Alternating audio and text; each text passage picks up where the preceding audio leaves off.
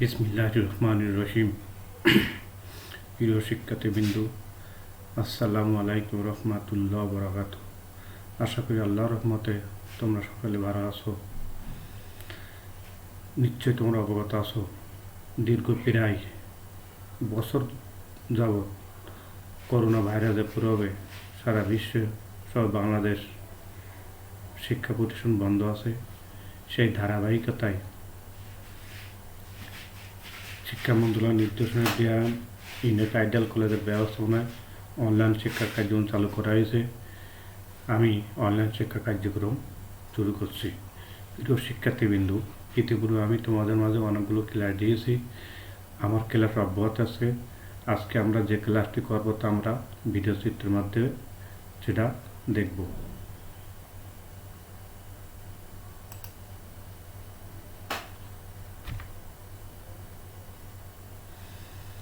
সকলকে শুভেচ্ছা।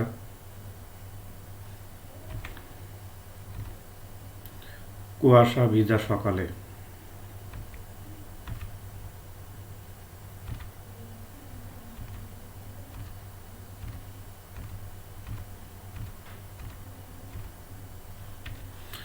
শিক্ষক পরিচিতি।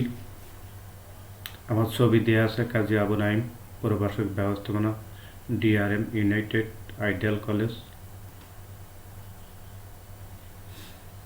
Ratanpur, Kaliganj, Satkhira. Mobile number 0172054962। Gmail number Kazi 7809college@gmail.com। প্রিয় শিক্ষার্থীবৃন্দু, আমার ইমেল নাম্বার এবং মোবাইল নাম্বার দেওয়া আছে। প্রয়োজনে তোমরা আমার সাথে যোগাযোগ করবে কোনো সমস্যা সমাধানের জন্য। নেক্সট,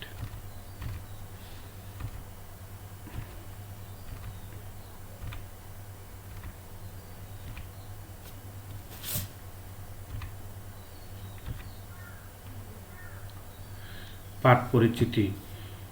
বিষয় ব্যবস্থাপনা, পত্র দ্বিতীয়, বিষয় কোড 278, অর্থাৎ 278, অধ্যায় প্রথম, ব্যবস্থাপনার মৌলিক ধারণা।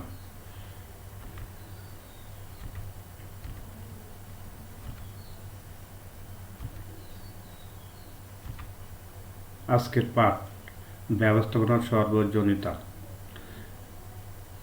Universality of management.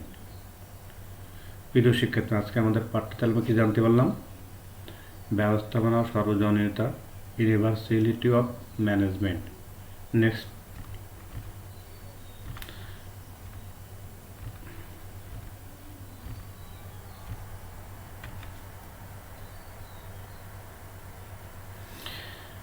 আমরা শিখন ভালো হিসেবে দেখতে পাচ্ছি। ব্যবস্থাপনা কিতাব বলতে পারবে, ব্যবস্থাপনা সর্বজনীন অর্থ কিতাব বলতে পারবে, ব্যবস্থাপনা সর্বজনীনতা কিতাব বলতে পারবে, ব্যবস্থাপনা সর্বজনীনতা বর্ণনা করতে পারবে।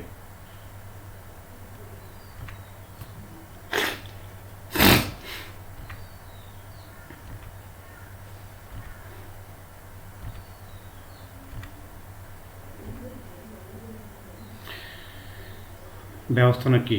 কোনো উদ্দেশ্য অর্জনের জন্য অন্যের দ্বারা কৌশলে কোনো কাজ করিয়ে নেওয়াকে ব্যবস্থাপনা বলে। আর এক কাজ যিনি করেন তিনি ব্যবস্থাপক।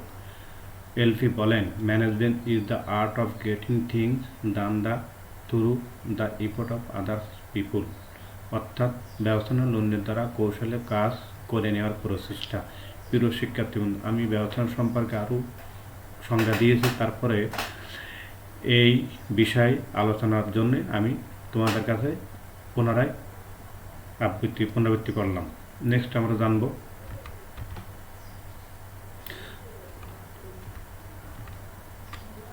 সর্বজন অর্থ কী। ইউনিভার্সাল শব্দের অর্থ হলো সাধারণ, সর্বদেশীয়, সর্বগত, ব্যতিক্রম, মোহনীয়, ভুবনব্যাপী, বিশ্বজনীন, অসাম্প্রদায়িক ইত্যাদিকে বোঝায়। প্রিয় শিক্ষার্থীবৃন্দ, তাহলে আমরা সর্বজনীন অর্থটা কী বুঝলাম? ইউনিভার্সাল শব্দের অর্থ কী বললাম? সাধারণ, সর্বদেশীয়, সর্বগত, ব্যতিক্রম, মহীন, ভুবনব্যাপী, বিশ্বজনীন, অসাম্প্রদায়িক দায়িক ইত্যাদিকে বোঝাচ্ছে। নেক্সট আমরা জানব সর্বজনীনতা কি, যা সকলের নিকট সর্বত্র সমাদৃত, কল্যাণকর এবং স্থানকাল পাত্রভেদে সমানভাবে গ্রহণযোগ্য তাকে সর্বজনীনতা বলে। উদাহরণ আমরা বলতে পারি, সূর্যতাপ যেমন কল্যাণকর তেমনি অকল্যাণকারও। ব্যবস্থার নীতি ও প্রক্রিয়া উপস্থিতি যেমন সকলের কাছে কল্যাণকর, এর অনুপস্থিতিও তেমন অকল্যাণকর। প্রিয় শিক্ষার্থীবৃন্দু, সেক্ষেত্রে আমরা সর্বজনীনতাকে কি বুঝতে পারলাম, যা সকলের নিকট সর্বত্র সমাদৃত, কল্যাণকর, স্থান পাত্রভেদে সবার নিকট গ্রহণযোগ্য থাকবে, সেটা হচ্ছে সর্বজনীন। প্রিয় শিক্ষার্থীবৃন্দু, আমরা উদাহরণ যে কথাটা বলতে চাচ্ছি সেটা হচ্ছে সূর্যের তাপ। সূর্যের তাপ এমন কোনো মানুষ আছে যে সূর্যের তাপ তাদের প্রয়োজন হয় না? তেমনি সূর্যের তাপ যেমন প্রয়োজন হয়, তেমনি অপ্রয়োজনীয় অতিরিক্ত যেটা আমাদের লাগবে সেটা আমাদের কাছে অকল্যাণকর। তেমনি ব্যবস্থাপনা নীতি প্রক্রিয়া উপস্থিত যেমন সকলের কাছে কল্যাণকর, তেমনি এর অনুপস্থিতিও অকল্যাণকর। তাহলে ব্যবস্থাপনা উপস্থিতি আমাদের কাছে কল্যাণকর, আর অনুপস্থিত বলতে যদি ব্যবস্থার নীতি পদ্ধতি কার্যগুলি আমরা যদি অনুসরণ না করি তাহলে আমরা সেই আলোকে কোনো কার্যক্রম করতে পারবো না। তাই এক্ষেত্রে ব্যবস্থাপনা সর্বজনীনতা। নেক্সট,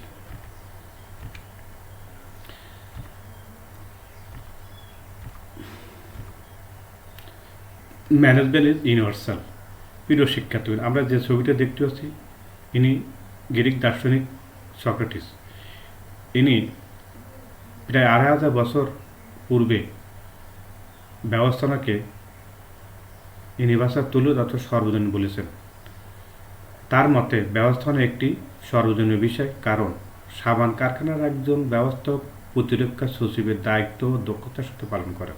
প্রিয় শিক্ষার্থীবৃন্দ, ব্যবস্থাপনার নীতি পদ্ধতি কার্যাবলী আলোকে যে কোনো জায়গায় যে কোনো পরিস্থিতি যদি অনুসরণ করা যায় তাহলে সফলতার সাথে সে কার্যক্রম সমাধান হতে বাধ্য। কেননা এই নীতির বাইরে কোনো কাজ করা যাবে না, করলে তা সফলতার জায়গায় বিফলতা দেখা দেবে। তাই ২,৫০০ বছর পূর্বে গ্রিক দার্শনিক সক্রেটিস ব্যবস্থাপনাকে সর্বজনীন বলে ঘোষণা করেন, ব্যাখ্যায়িত দেন। নেক্সট,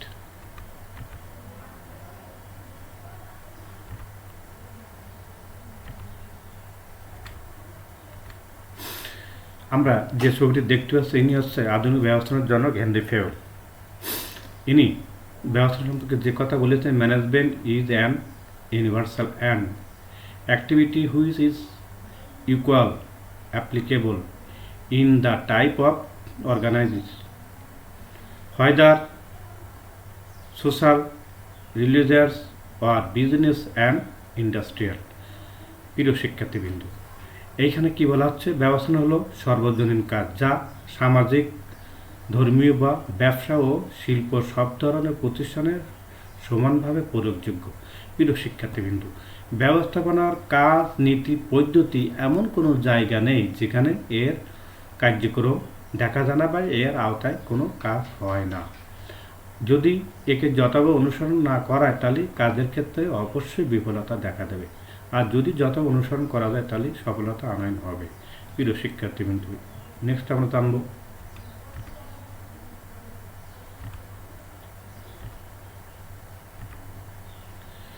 আইরিশ কুঞ্জর মতে management Das applies to small and large organizations of profit and not profit enterprise to manufacturing as well as service industries।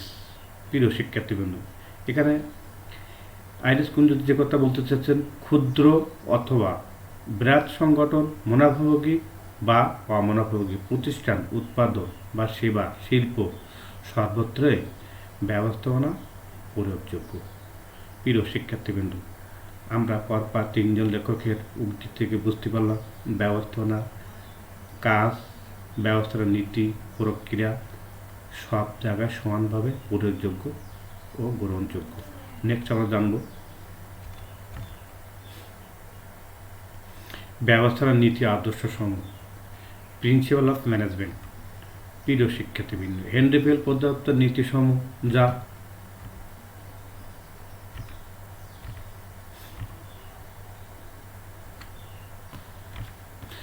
আমরা জানি আধুনিক ব্যবস্থাপনা হেনরি বেল ব্যবস্থাপনার যে 14টি নীতি প্রণয়ন করে সেই নীতিগুলি হয়: 1 কার্যবিভাজন নীতি, 2 নিয়মতার নীতি, 3 নির্দেশক নীতি, 4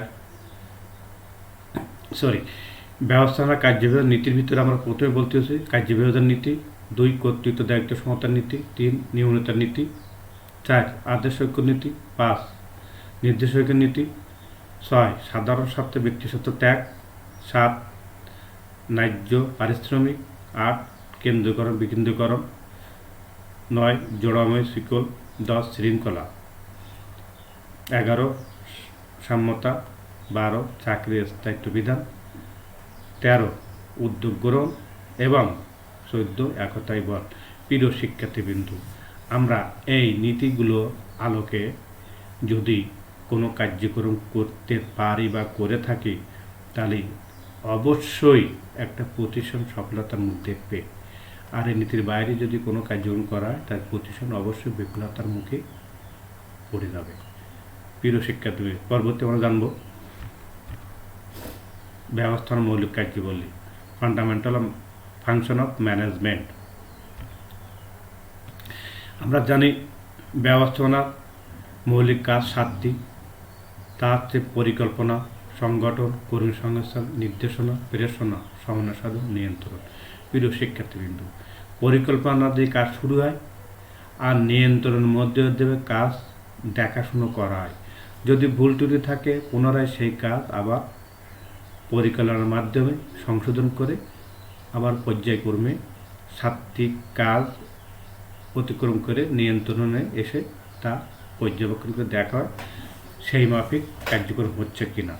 আর এই কাজের বাইরে কোনো কার্যক্রম করা যাবে না, গেলে তাহলে সফলতার জায়গায় বিফলতা দেখা দেবে। প্রিয় শিক্ষার্থীবৃন্দ, আমরা ব্যবস্থাপনার যে মৌলিক কাজ এইটাকে যত অনুসরণ করে ব্যবস্থাপনার কার্যক্রম পরিচালিত নিয়ন্ত্রণ হয়, আর এটি চক্র আকারে আবর্তন হয় বলে একে ব্যবস্থাপনার চক্র বলে অভিহিত করা হয়। নেক্সট আমরা জানব ব্যবস্থাপনা সর্বদা প্রয়োগযোগ্য। ব্যবস্থাপনা কোন কোন ক্ষেত্রে এর প্রয়োগযোগ্য সেটা আমরা দেখব।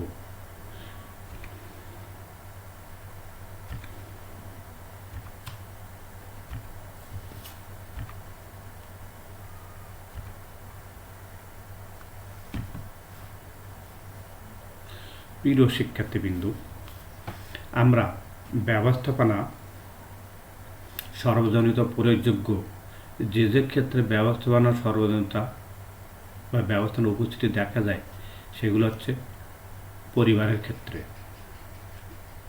2 সামাজিক প্রতিষ্ঠানের ক্ষেত্রে, 3 বিভিন্ন রাজ্যের সংগঠনের ক্ষেত্রে, 4 ধর্ম প্রতিষ্ঠানের ক্ষেত্রে, 5 মুনাফাভোগী সংগঠনের ক্ষেত্রে, 6 অমুনাফাভোগী সংগঠনের ক্ষেত্রে, 7 রাষ্ট্রীয় প্রতিষ্ঠানের ক্ষেত্রে।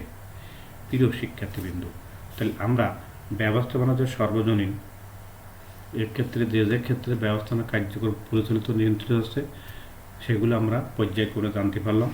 এবার আমরা সেগুলো দেখার চেষ্টা করব যে কিভাবে ব্যবস্থাপনা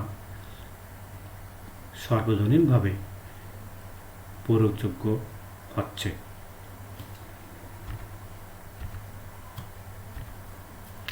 প্রিয় শিক্ষার্থীবৃন্দ, 1 পরিবারের ক্ষেত্রে একটি পরিবার মধ্যে বসবাস করে পিতামাতা সহ তাদের সন্তান সন্ততি এবং সেই সন্তানের সেই পরিবারের পিতামাতা। তাহলে একটি পরিবার গঠন করতে লাগে বাবা মা সহ সেই পরিবারের সন্তান সন্ততি। আর পরিবারের প্রথম ও প্রধান মালিক আছে বাবা। বাবা একটি সংসার কিভাবে পরিচালনা করবেন তার যাবতীয় কার্যক্রম, চিন্তাভাবনা ইত্যাদি নির্ভর করে পরিবারের প্রধান তথা বাবার উপরে। একটি সন্তান একটি আদর্শ পরিবারের ভিতর দিয়ে কীভাবে গড়ে উঠবে পিতা, সেই বিষয়ে তিনি চিন্তনা করবেন। তার সন্তানকে ভালো পরিবেশে গড়ে তোলার জন্য, আদর্শবান করার জন্য, সুশিক্ষায় শিক্ষিত করে তোলার জন্য কিভাবে তাকে গঠন করতে হবে, লালন পালন করতে হবে, সেই কার্যক্রম নিয়ে থাকে বাবা। বাবার চিন্তা চেতনার ভিতর দিকে একটি সন্তান সুষ্ঠু সুন্দরভাবে সুশিক্ষা শিক্ষিত হয়ে থাকে। আর এই জন্য ব্যবস্থাপনা প্রক্রিয়ার যে 7টি কাজ আছে, সেই 7টি কাজের প্রথমতম কাজ হচ্ছে পরিকল্পনা প্রণয়ন। একটি সন্তানকে সুশিক্ষা শিক্ষিত করার জন্য বাবাকে আগে চিন্তা করে দেখতে হবে তার সন্তানকে কোন শিক্ষায় শিক্ষিত করলে সে একজন ভালো ডাক্তার হতে পারে, একজন ভালো ইঞ্জিনিয়ার হতে পারে, বা একজন ভালো কাজে দক্ষ হতে পারে। প্রিয় শিক্ষার্থীবৃন্দ, তাহলে আমরা কি বললাম যে একজন বাবাকে অবশ্যই পরিকল্পনার আলোকে কাজ করে তার সন্তানকে একটা সাইড বেছে নিতে হবে। তা আমরা উদাহরণ হিসেবে যদি বলতে পারি যে তার বাবা তার সন্তানকে একজন ভালো ডাক্তার করতে চান, তাহলে শুরু থেকে তার বাবাকে সেই ধরনের পরিকল্পনা গ্রহণ করতে হবে। তার ডাক্তার হওয়ার জন্য তাকে অবশ্যই মেডিকেল সায়েন্স পড়তে হবে, আর তার জন্য তাকে শুরু থেকে অর্থাৎ হাই স্কুল লেভেল থেকে তাকে বিজ্ঞান গ্রুপে পড়তে হবে। বিজ্ঞান পড়ার সাথে সাথে ডাক্তারি হওয়ার জন্য যে যে বিষয় অধ্যয়ন করতে হয়, সে অধ্যয়ন তাকে হাই স্কুল লেভেল থেকে শুরু করে কলেজ লেভেল, এইভাবে বিশ্ববিদ্যালয়ে পড়ার জন্য, ডাক্তারি পড়ার জন্য তাকে মেডিকেল বিভাগে ভর্তি হতে হবে। ভর্তি হয়ে যথাভাবে নিয়ম নীতি পালন করে তাকে একজন ডাক্তার হতে হবে।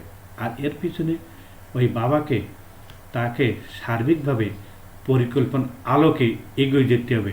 আর পরিকল্পনার সাথে থাকে অনেকগুলো বিষয়, যেমন ল্যান্ড, লেবার, ক্যাপিটাল, অর্গানাইজেশন। এই 4টে সমন্বয় করে একটি পরিকল্পনা প্রণয়ন করে পরিকল্পনা বাস্তবায়ন করতে হয়।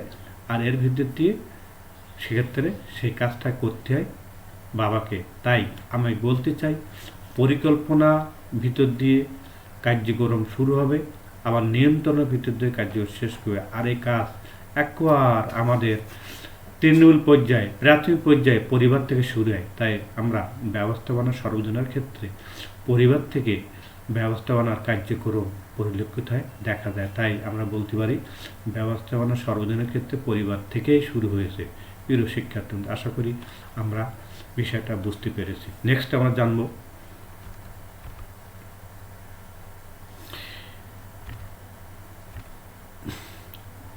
বিভিন্ন সামাজিক প্রতিষ্ঠান হিসেবে বিশ্ববিদ্যালয়, কলেজকে আমরা দেখতে পাচ্ছি। প্রিয় শিক্ষার্থীবৃন্দু, যে কথা আমি তোমাদেরকে আগে বলছিলাম, তাহলে বিভিন্ন সামাজিক প্রতিষ্ঠান হিসেবে আমরা দেখতে পাচ্ছি একটি বিশ্ববিদ্যালয়, কলেজ। এই কলেজে সামাজিক সংগঠন হিসাবে লেখাপড়া করা হয়। উচ্চশিক্ষার জন্য এখানে বিভিন্ন ছাত্রছাত্রী ভর্তি হয় তাদের কাঙ্ক্ষিত ডিগ্রি অর্জন করার জন্য। যেমন আমি একটু আগে তোমাদের বলছিলাম, পরিবার থেকে পরিকল্পনার মাধ্যমে একজন বাবা আদর্শ সংগঠন হিসেবে তার সন্তানকে উচ্চশিক্ষায় শিক্ষিতের জন্য, ডাক্তার, ইঞ্জিনিয়ার পড়ার জন্য বিশ্ববিদ্যালয় বা প্রতিষ্ঠান, সামাজিক প্রতিষ্ঠান, সেখানে তাকে অধ্যয়ন করতে হবে। আর এখানে সামাজিক প্রতিষ্ঠান হিসাবে আমরা দেখতে পাচ্ছি যে ব্যবস্থাপনা সর্বজনীনতার ক্ষেত্রে এর প্রয়োগযোগ্য। প্রিয় শিক্ষার্থীবৃন্দু, তাই আমরা বলতে চাই যে সামাজিক প্রতিষ্ঠান হিসেবে ব্যবস্থাপনা একটি প্রয়োগযোগ্য ক্ষেত্র। এখানে বিভিন্ন ডিপার্টমেন্ট আছে, বিজ্ঞান department, commerce department, science department, arts department, এইভাবে বিভিন্ন ডিপার্টমেন্ট আছে। বিভিন্ন যে যে ডিপার্টমেন্ট থেকে পড়াশুনো করতে চায় সেই ডিপার্টমেন্ট থেকে তাকে পড়াশুনো করতে হবে। আর এর জন্যই ক্ষেত্রে পরিকল্পনা প্রণয়ন করে তাকে উদ্দেশ্য অর্জনের জন্য এই বিশ্ববিদ্যালয় কলেজে অবস্থান করে তার কার্যক্রম করতে হবে। তাই সামাজিক প্রতিষ্ঠান হিসেবে প্রয়োগযোগ্য হিসেবে ব্যবস্থাপনা সর্বজনীন, সেক্ষেত্রে সামাজিক বিভিন্ন প্রতিষ্ঠানের মাধ্যমে দিয়ে আমরা বুঝতে পারতেছি ব্যবস্থাপনা একটি সার্বজনীন ক্ষেত্র। প্রিয় শিক্ষার্থীবৃন্দু, আমরা ব্যবস্থাপনা সর্বজনীন তা সামাজিক প্রতিষ্ঠান হিসেবে বিশ্ববিদ্যালয় থেকে আমরা বুঝতে পেরেছি। নেক্সট আমরা জানার চেষ্টা করব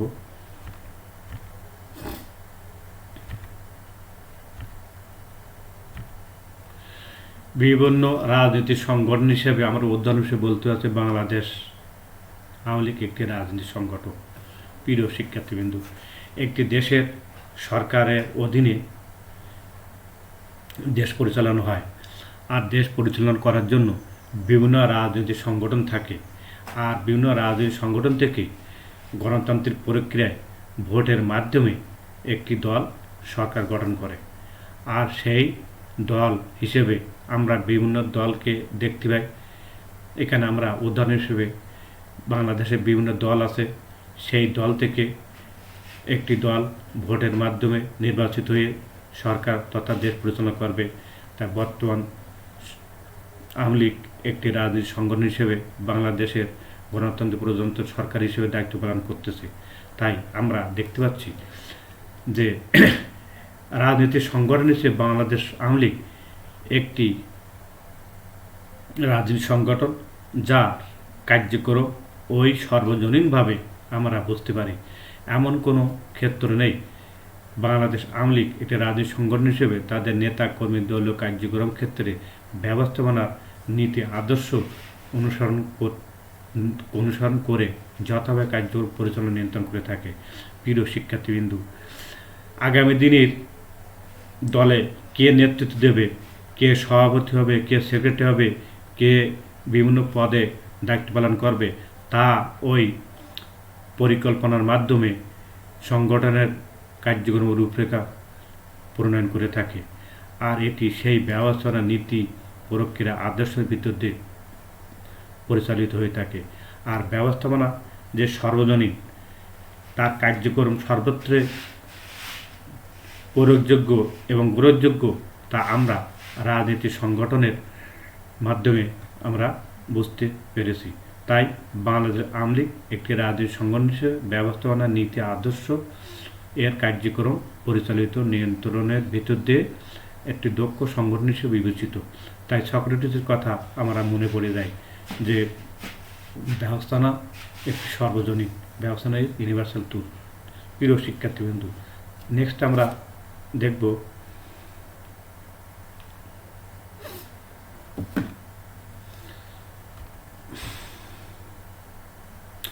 ধর্মীয় প্রতিষ্ঠান ক্ষেত্রে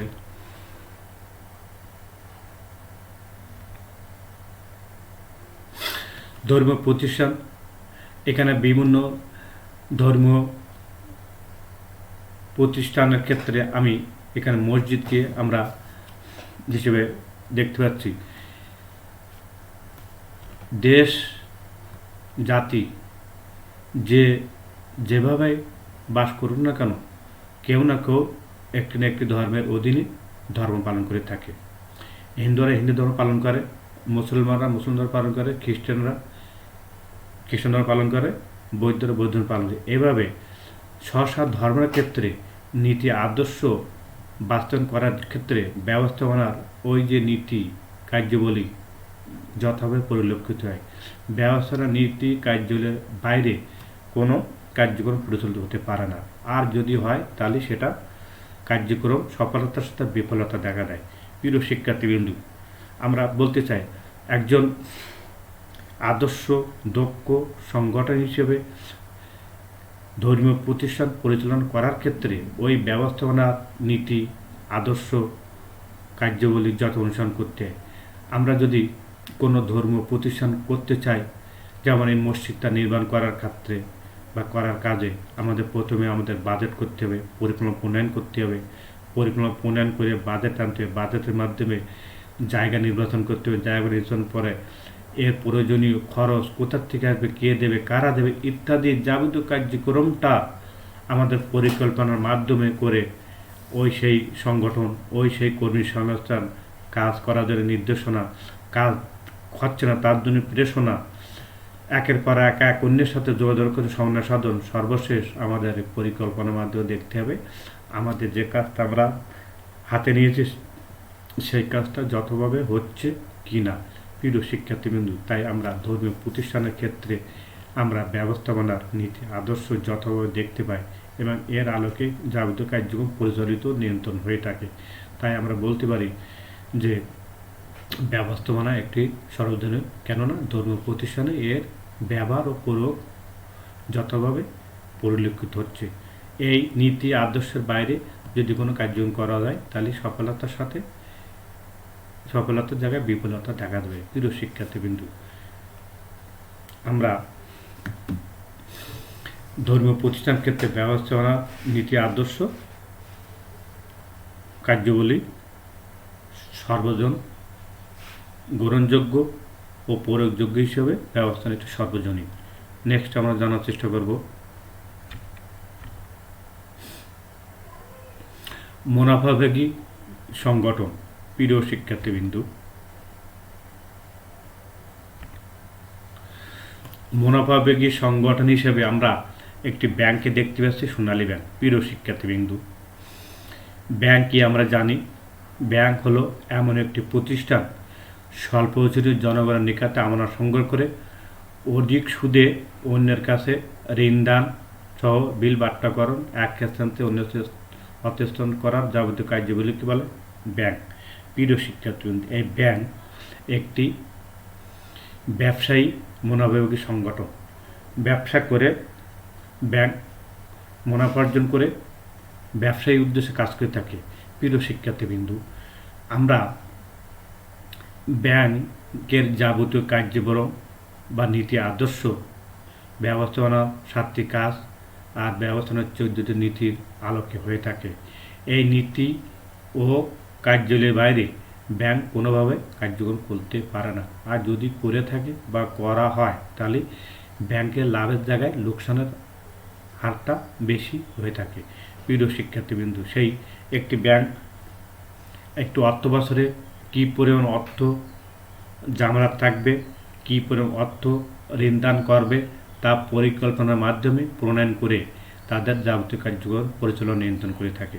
প্রিয় শিক্ষার্থীবৃন্দু, তাদের মূলধন অনুপাতে জনসংখ্যা বা ম্যান পাওয়ার বা কর্মচারী কী পরিমাণ নিয়োগ করা হবে তা এই পরিকল্পনার মাধ্যমে তারা নির্ধারণ করে থাকে। প্রিয় শিক্ষার্থীবৃন্দু, সেক্ষেত্রে আমরা বলতে পারি ব্যবস্থাপনা একটি সর্বজনীন প্রতিষ্ঠান হিসেবে সোনালী ব্যাংক বা ব্যাংকের কার্যক্রমে ব্যবস্থাপনার সর্বজনীনতা গ্রহণযোগ্য প্রয়োগযোগ্য হিসেবে বিবেচিত। প্রিয় শিক্ষার্থীবৃন্দু, আমরা মুনাফাভোগী প্রতিষ্ঠান হিসেবে ব্যাংকে আমরা একটি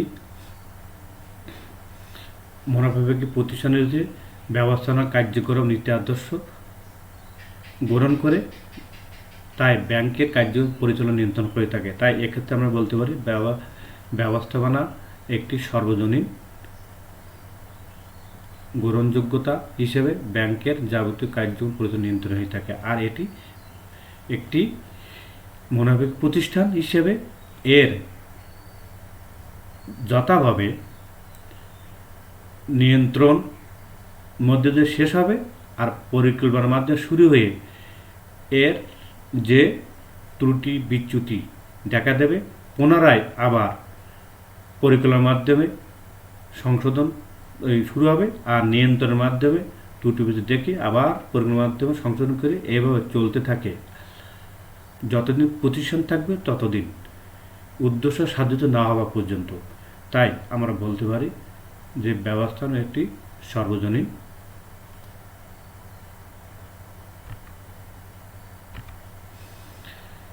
অমুনাফাভোগী সংগঠন হিসেবে। প্রিয় শিক্ষার্থীবৃন্দু, অমুনাফাভোগী সংগঠন হিসেবে আমরা দেখতে পাচ্ছি দাতব্য শিক্ষা কেন্দ্র। এখানে একজন ডাক্তার একজন রোগীকে তার প্রেশার যন্ত্র দিয়ে প্রেশার মাপতেছে, অর্থাৎ তার রক্তচাপ কী পরিমাণ হয়েছে সেইটা। প্রিয় শিক্ষার্থীবৃন্দু, এখানে অমুনাফাভোগী প্রতিষ্ঠান মানে এখানে মুনাফার কোনো অংশ নাই, সেবাদান কেন্দ্র হিসেবে বিবেচিত, যা বিনা অর্থে। প্রিয় শিক্ষার্থীবৃন্দু, তাহলে আমরা এর পূর্বে যে আলোচনা করলাম সেটা হচ্ছে মুনাফাভোগী প্রতিষ্ঠান হিসেবে ব্যাংক, আর অমুনাফাভোগী প্রতিষ্ঠান হিসেবে দাতব্য চিকিৎসা কেন্দ্র। এখানে বিনামূল্যে সেবাদান করা হয়। দুস্থ গরিব অসহায় মানুষদের সেবা দেওয়ার নাম আছে দাতব্য চিকিৎসা কেন্দ্র। এখানে ব্যবস্থাপনা নীতি আদর্শ কার্যক্রম মাধ্যমে এই প্রতিষ্ঠানটা পরিচালিত নিয়ন্ত্রণ হয়ে থাকে। এই প্রতিষ্ঠান পরিচালনা করার জন্য অবশ্যই পরিকল্পনা প্রণয়ন করতে হয়েছে। কী জন্য, এর উদ্দেশ্য কী, এর কার্যক্রম কী, এর অর্থ কোথা থাকবে, ব্যয়ভার কে করবে ইত্যাদি চিন্তাভাবনা করে পরিকল্পনার মাধ্যমে এর কার্যক্রম পরিচালনা হয়ে থাকে। সেক্ষেত্রে অমুনাফাভোগী প্রতিষ্ঠান হিসেবে দাতব্য চিকিৎসা কেন্দ্র হিসেবে আমরা ব্যবস্থাপনা নীতি আদর্শ কার্যক্রম পরিলক্ষিত হচ্ছে অমুনাফাভোগী প্রতিষ্ঠান হিসেবে। প্রিয় শিক্ষার্থীবৃন্দ, সেক্ষেত্রে আমরা বলতে পারি যে ব্যবস্থাপনা একটি সর্বজনীন গ্রহণযোগ্য পরোক্ষযোগ্য ব্যবস্থাপনা নীতি আদর্শের বাইরে কোনো কার্যক্রম পরিচালিত নিয়ন্ত্রণ হতে পারে না। তাই আমি বলতে চাই, সেই সক্রেটিসের ভাষায় ম্যানেজমেন্ট ইজ ইউনিভার্সাল ট্রুথ, ব্যবস্থাপনা হচ্ছে সর্বজনীন। প্রিয় শিক্ষার্থীবৃন্দু, আমরা এই অমুনাফাভোগী প্রতিষ্ঠান সংগঠন হিসেবে দাতব্য চিকিৎসা কেন্দ্রকে থেকে আমরা বুঝতে পারলাম যে ব্যবস্থাপনা একটি সর্বজনীন গ্রহণযোগ্য পরোক্ষযোগ্য। নেক্সট আমরা জানার চেষ্টা করব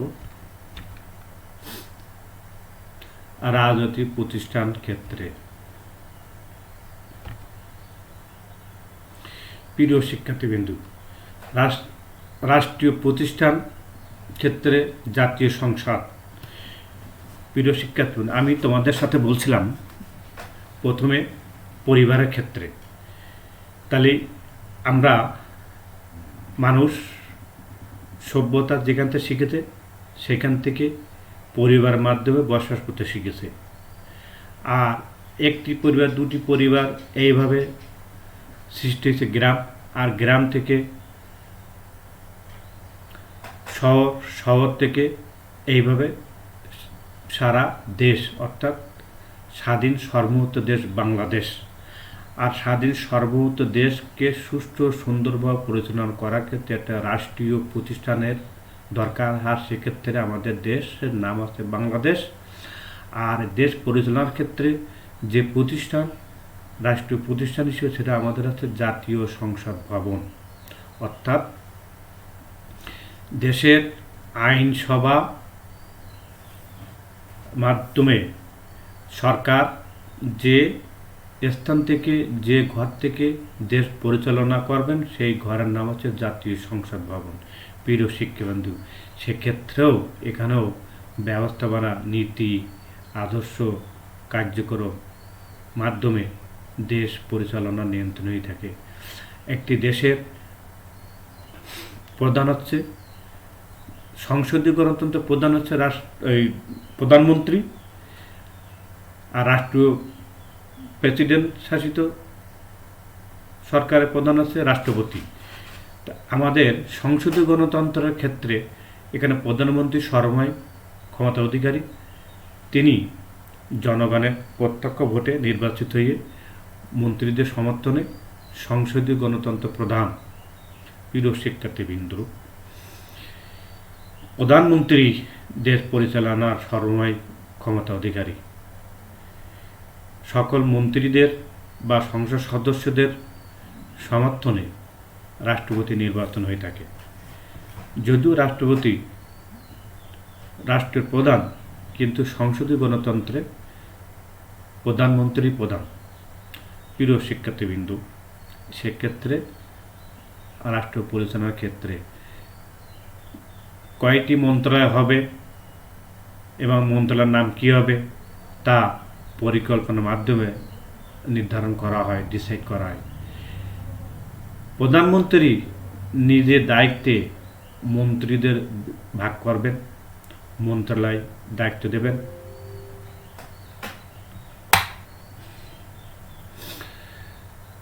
সব কিছু প্রধানমন্ত্রীর হাতে নিয়োজিত থাকে, আর তিনি সুচিন্তিত মতামতের ভিত্তিতে সুষ্ঠু সুন্দর পরিকল্পনার মাধ্যমে এ কার্যক্রম পরিচালনা নিয়ন্ত্রণ করে থাকে। প্রিয় শিক্ষার্থীবৃন্দু, আমরা যে বিষয়টি বলছিলাম, পরিবার থেকে শুরু করে একবার সর্ব উচ্চে অর্থাৎ রাষ্ট্রীয় প্রতিষ্ঠান ক্ষেত্রে ব্যবস্থাপনা নীতি আদর্শ যথাভাবে পরিলক্ষিত হয়ে থাকে। আমরা জানি প্রতি বছর একটু অর্থবছর তৈরি হয়। জুন, যেমন আমরা বলতে পারি 2021 সালের জুন থেকে শুরু করে 2022 সালের জুলাইয়ের পূর্বে অর্থাৎ জুন পর্যন্ত এই অর্থবছরকে একটি জাতীয় বাজেটে রূপান্তর করে পরিকল্পনা প্রণয়ন করে থাকে। কোন খাতে কী পরিমাণ অর্থ ব্যয় করা হবে, কোন খাতে কী পরিমাণ অর্থ দেওয়া হবে, কোন খাতের থেকে অর্থ কমানো হবে। এইভাবে অর্থমন্ত্রীর সার্বিক ব্যবস্থাপনায়, প্রধানমন্ত্রীর নির্দেশনায় একটু অর্থবছরের অর্থমন্ত্রী জাতীয় বাজেট তৈরি করেন। সেখানেও ব্যবস্থাপনার নীতি কার্যক্রম আদর্শ পরিলক্ষিত হয়। এই নীতি আদর্শের বাইরে যতভাবে কাজ করে থাকে, তাই ব্যবস্থাপনা যে সর্বজনীনতা, ইউনিভার্সাল ট্রুথ আমরা এখানে বুঝতে পারি। প্রিয় শিক্ষার্থীবৃন্দু, ব্যবস্থাপনার নীতি আদর্শ বাইরে যদি কাজ করা হয়, তাহলে সফলতার জায়গায় বিফলতার ভাগটা বেশি দেখা যায়। তাই শিক্ষার্থী বলতে পারি ব্যবস্থাপনা একটি সর্বজনীন। প্রিয় শিক্ষার্থীবৃন্দু, আমি ক্লাসের শেষ পর্যায়ে চলে এসেছি। নেক্সট আমরা জানার চেষ্টা করব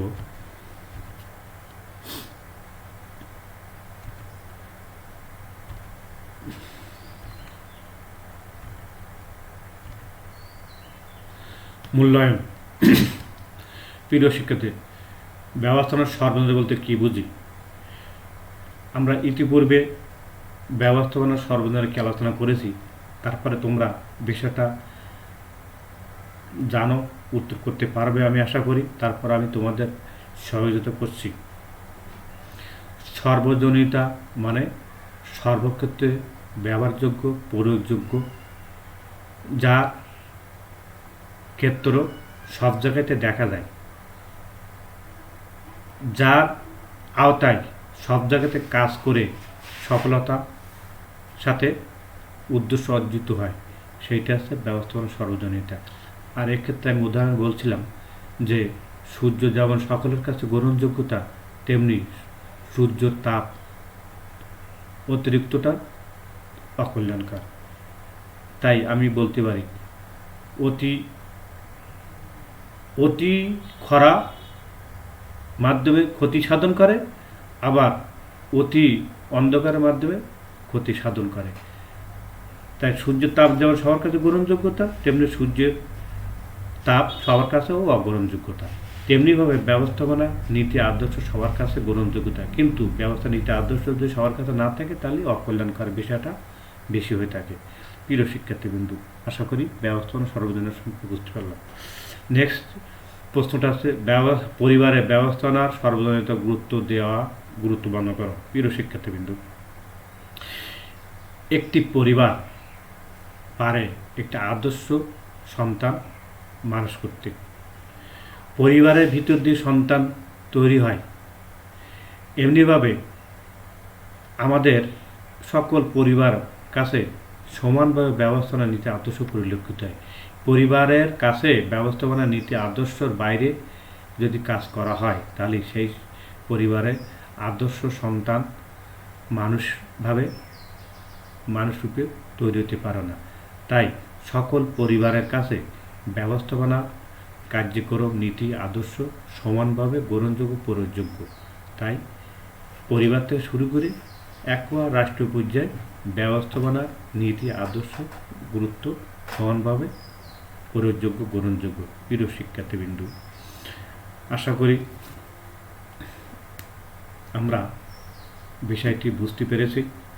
ব্যবস্থাপনা আমাদের সর্বজনীন বা সর্বজনীনতা, সেক্ষেত্রে আমাদের আর বুঝতে কারো অসুবিধা হবে না। আশা করি তোমরা ব্যবস্থাপনা সর্বজনীন এ কথা বুঝতে পেরেছ। বিভিন্ন লেখকের মতামত বা বিভিন্ন ছবি দেখে আমরা বুঝতে পেরেছি ব্যবস্থাপনা সর্বজনীন। নেক্সট আমরা জানার চেষ্টা করব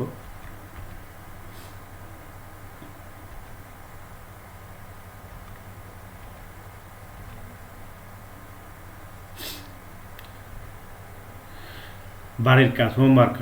ব্যবস্থাপনার দক্ষতা কী? ব্যবস্থাপনার গুরুত্ব বর্ণনা করো। প্রিয় শিক্ষার্থীবৃন্দু, আমি আশা করি তোমরা এগুলো বাড়িতে সুন্দর করে দেখবা, শুনবা, বসবা এবং বইকে যথাভাবে অনুসরণ করবা। বই না পড়লে সারারা যেসব অনলাইনে ক্লাসগুলো করতে তো তোমার যথাভাবে অনুসরণ করতে পারবা না। অবশ্যই বইটা হাতে রাখবা, সুন্দর করে পড়ার চেষ্টা করবা। বই না হলে তোমরা কার্যক্রম সুষ্ঠু সুন্দরভাবে করতে পারবো না। আমার